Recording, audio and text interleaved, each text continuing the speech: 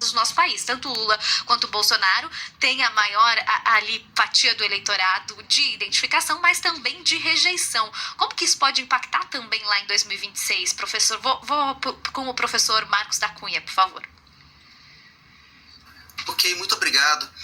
O que eu vejo é que, dentro do que você estava falando, o eleitor de direita, a gente tem que pensar no eleitor também. O eleitor de direita, nesse momento, ele não quer candidatos marionetes.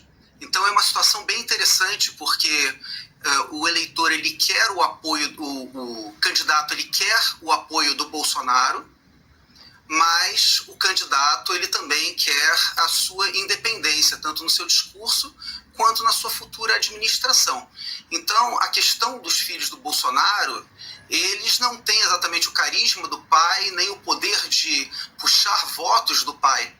Então, na verdade, as pessoas prefeririam muito mais, quando a gente fala de Caiado, Zema, Tarcísio, etc., elas gostariam muito mais de ter um contato direto com o Bolsonaro, de ter respostas diretas do Bolsonaro, e não ficar nessa antessala, né, com os filhos do Bolsonaro ou com a Michelle Bolsonaro. Então, isso também enfraquece bastante o campo da direita, porque vocês vejam o caso, né, a crise que aconteceu em Santa Catarina, com a possibilidade do Carlos Bolsonaro ser candidato lá pelo Senado, né? Então, como se realmente passa aquela impressão de como se a família ela pudesse absolutamente decidir tudo, inclusive entrar na política local, né? Então, esse comportamento dos filhos me parece que prejudica a direita como um todo nas próximas eleições. E aí, até para complementar, nas eleições municipais do ano passado, a gente acabou vendo acontecer alguns movimentos em algumas cidades. Claro que a eleição municipal tem especificidades muito maiores, né, do que uma eleição geral. Mas a gente acabou vendo movimentos, por exemplo, mesmo com a figura do ex-presidente Jair Bolsonaro ativa ali e conseguindo ter esse diálogo com o seu eleitorado, de o bolsonarismo, então aquele eleitorado em alguma cidade, se identificando muito mais, não com o candidato oficialmente apoiado pelo PL, que aí seria o candidato apoiado pelo ex-presidente Jair Bolsonaro. Com a figura do ex-presidente Jair Bolsonaro fora desse diálogo mais perto ali com essa população, né, e com o seu eleitorado, esse impacto pode ser ainda maior lá em 2026, professor Máximo?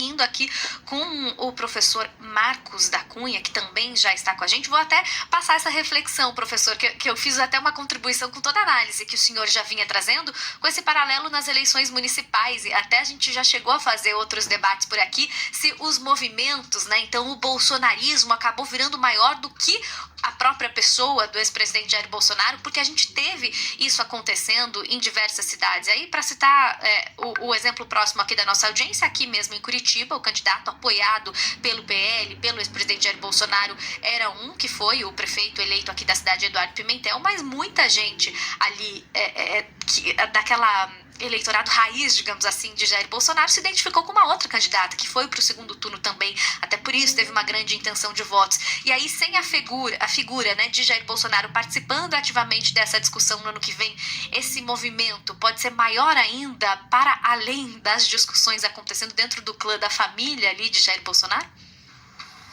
Sim, eu acredito que sim. Nós vemos no caso da Argentina, por exemplo, quando a gente fala do peronismo, né?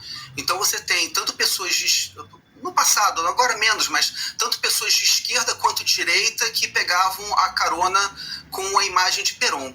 Então, Bolsonaro não morreu, mas Bolsonaro está preso, né?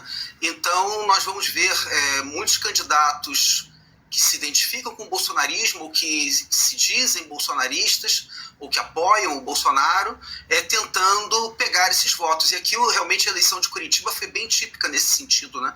Então, muitas pessoas votaram na Cristina porque entendiam que ela é que realmente identificava o pensamento do Bolsonaro, principalmente o pensamento da direita. Então, muitas pessoas não seguiram a indicação do ex-presidente por acharem que eram mais fiéis a ele, votando na Cristina e não naquele que eventualmente acabou sendo eleito prefeito de Curitiba. Então, eu acredito, e ainda mais que nós teremos as eleições para os estados, né? Então, essa transferência, né, do Bolsonaro, principalmente dos seus filhos, não vai ser tão total. Porque nós temos que pensar que, paralelo com a eleição presidencial, né, nós teremos as eleições aos governos e a eleição ao Senado, que para nós, né, para o Brasil, ano que vem, talvez seja tão importante quanto a eleição presidencial. Porque agora que nós temos aí o Supremo Tribunal Federal com todo esse protagonismo, né, então, para o eleitor de direita, eleger senadores que estejam comprometidos a dar um freio no Supremo Tribunal Federal é quase tão importante quanto a própria eleição presidencial. Muito bem, quero agradecer aqui a participação dos nossos convidados, 3